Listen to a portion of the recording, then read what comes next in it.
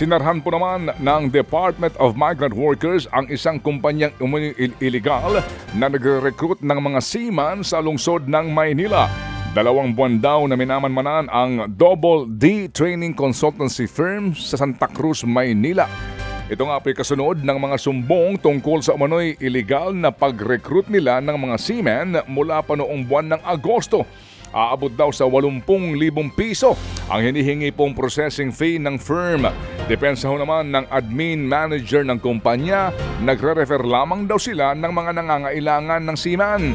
Pero sabi po ng DMW, ang referral ng walang lisensya isang uri din ng illegal recruitment.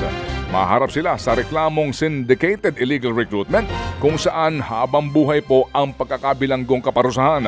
Ito na ang ika-4 na beses na merong pong pinasarhang kumpanya ngayong taon dahil sa illegal recruitment. Ted Filon at DJ Chacha ngayon nasa Radyo 5 92.3 News FM Monday to Friday 6 to 10 a.m.